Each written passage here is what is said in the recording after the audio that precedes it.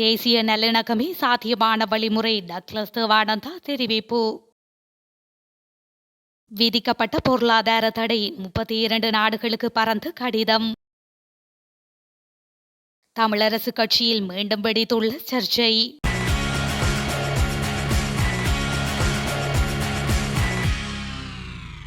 ஜனாதிபதி தேர்தலில் தமிழர் தரப்பில் பொது வேட்பாளராக நிறுத்தும் முயற்சிக்கு இலங்கை தமிழரசு கட்சிக்குள் பிளவு ஏற்பட்டுள்ளதாக தெரிவிக்கப்படுகின்றது. ஜனாதிபதி தேர்தலில் தமிழ் மக்களின் திடமான அரசியல் கொள்கைக்கு தமிழ் பொது வேட்பாளர் காலத்தின் தேவை என நாடாளுமன்ற உறுப்பினரும் இலங்கை தமிழரசு கட்சியின் தலைவருமான சிவஞானம் ஸ்ரீதரன் தெரிவித்துள்ளார். கிளிநொச்சியில் உள்ள அவரது அலுவலகத்தில் ஊடகங்களுக்கு கருத்து தெரிவிக்கும் போதே இவ்வாறு அவர் குறிப்பிட்டுள்ளார். அவர் மேலும் கருத்து தெரிவிக்கையில், தமிழ் வேட்பாளரை நிறுத்துவதன் மூலம் தமிழர்களுக்கு நீதி வேண்டும், சர்வதேச விசாரணை வேண்டும், தமிழர்களுக்கு இறையாண்மை வேண்டும் என்பதை சர்வதேச ரீதியில் ஒரு செய்தியாக சொல்ல முடியும் என சிவஞானம் ஸ்ரீதரன் தெரிவித்துள்ளார். இந்த நிலையில் அவ்வாறான தீர்மானம் தென்னிலங்கையில் மீண்டும் ஒரு பிரச்சினையை எழுப்பும் என அக்கட்சியின் நாடாளுமன்ற உறுப்பினர் சுமந்திரன் தெரிவித்துள்ளமை குறிப்பிடத்தக்கது. ஸ்ரீலங்கா பொதுஜன முன்னணியின் ஜனாதிபதி வேட்பாளரை தம்மால் பெயரிட முடியாது என முன்னாள் ஜனாதிபதி மஹிந்த ராஜபக்ஷ தெரிவித்துள்ளார். தெற்கு ஊடகம் ஒன்று எழுப்பிய கேள்விக்கு அவர் இவ்வாறு பதிலளித்துள்ளார். கட்சியின் ஜனாதிபதி வேட்பாளர் யார் என்பதை பெயரிடுவது மிகவும் சவால் மிக்க விடயமாகும் என அவர் சுட்டிக்காட்டியுள்ளார்.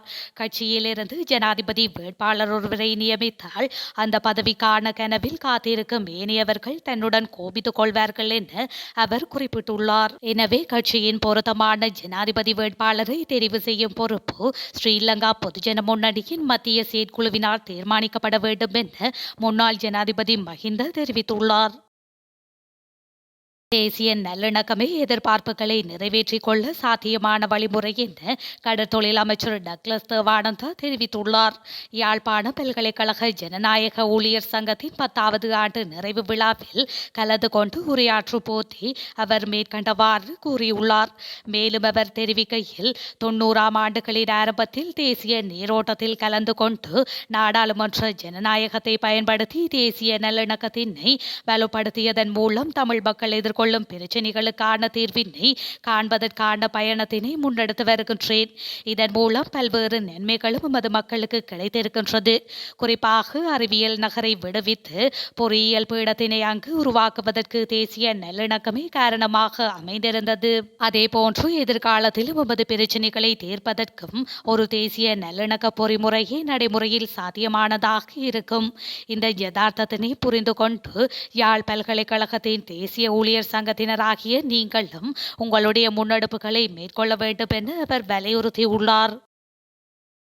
சர்வதேச நாணய நிதியத்துடன் புதிதாக ஒப்பந்தம் செய்து கொள்ளப்படும் என்று எதிர்க்கட்சித் தலைவர் சஜித் பிரேமதாச தெரிவித்துள்ளார். ஹம்பாந்தோட்டையில் நடைபெற்ற நிகழ்வு ஒன்றில் உரையாற்றிய போது அவர் இதனை தெரிவித்துள்ளார். ஐக்கிய மக்கள் சக்தி தலைமையிலான புதிய அரசாங்கம் சர்வதேச நாணய நிதியத்துடன் இணக்கப்பாடுகளை ஏற்படுத்திக் கொள்ளும் என அவர் தெரிவித்துள்ளார்.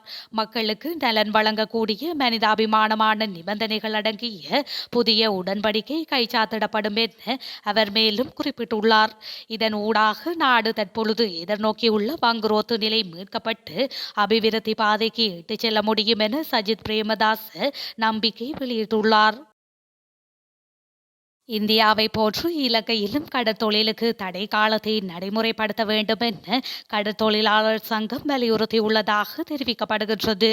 இந்தியாவில் பின்பற்றப்படும் இந்த முறைமை இலங்கையில் பின்பற்றப்படாமை குறித்து கடற்தொழிலாளர் சங்கத்திடம் எழுப்பப்பட்ட கேள்விக்கு பதிலளிக்கும் போதே அகில இலங்கை கடற்தொழில் மக்கள் தொழிற்சங்கத்தின் வடமாகாண இணைப்பாளர் அன்னலிங்கம் அன்னராசா மேற்கண்ட விடயத்தை கூறியிருந்தார்.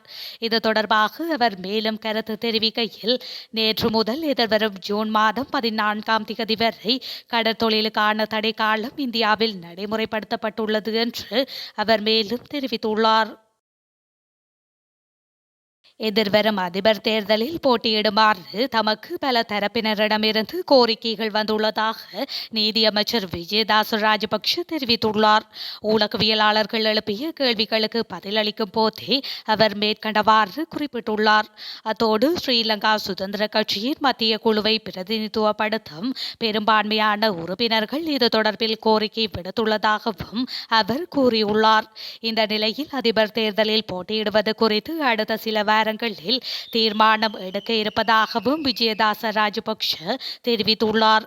மேலும் நாட்டில் எந்த அரசியல் கட்சி மீதும் மக்களுக்கு நம்பிக்கை இல்லை என்றும் அடுத்த தேர்தல் மிகவும் வித்தியாசமான தேர்தலாகவும் தீர்க்கமான தேர்தலாகவும் இருக்கும் எனவும் அவர் சுட்டிக்காட்டியுள்ளார்.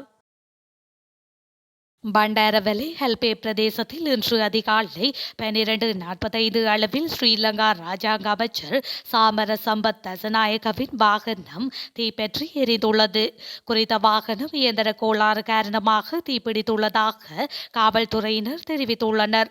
பண்டாரவலே மாநகர தீயணைப்பு திணைக்களம், எல்லா காவல்துறையினர் மற்றும் பிரதேசவாசிகள் இணைந்து தீயை கட்டுப்பாட்டிற்குள் கொண்டு வந்துள்ளனர்.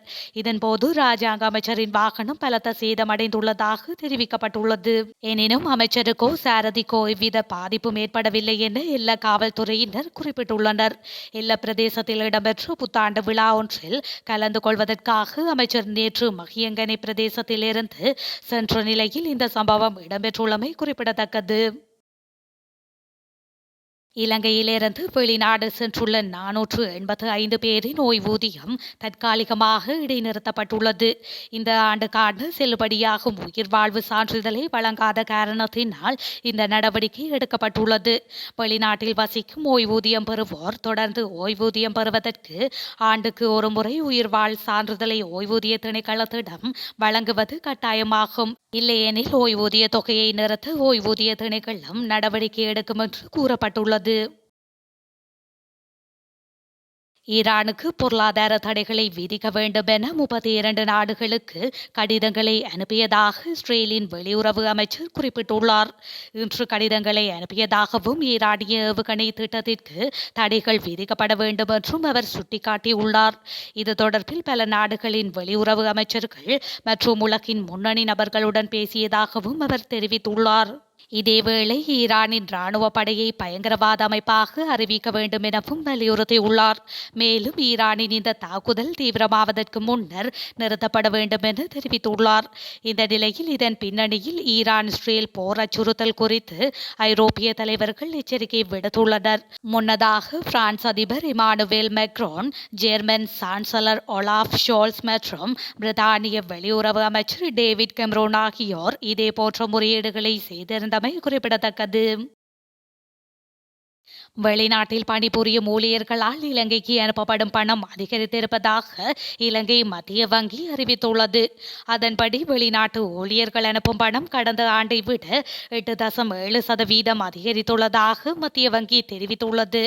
அந்த வகையில் இந்த ஆண்டு ஜனவரி மாதம் முதல் மார்ச் மாதம் வரையான காலப்பகுதியில் இலங்கைக்கு 1536.1 மில்லியன் அமெரிக்க டாலர்கள் பெற்றுள்ளதாக தெரிவிக்கப்பட்டுள்ளது. கடந்த ஆண்டில் இதே காலப்பகுதியில் பெறப்பட்ட வெளிநாட்டு ஊழியர்களின் பணம் 1432.2 மில்லியன் டாலர்களாக காணப்பட்டதாகவும் கூறப்படுகின்றது. இதேவேளை சுற்றுலா பயணிகளின் வருகையும் கடந்த வருடத்துடன் ஒப்பிடுகையில் 89.4% அதிகரித்துள்ளது. இதற்கமைய சுற்றுலா பயணிகளின் வருகை மூலம் கிடைத்த வருமானம் 1025.9 மில்லியன் அமெரிக்க டாலர்கள் என மத்திய வங்கி வெளியிட்டுள்ள அறிக்கையில் தெரிவிக்கப்பட்டுள்ளமை குறிப்பிடத்தக்க விடயமாகும்.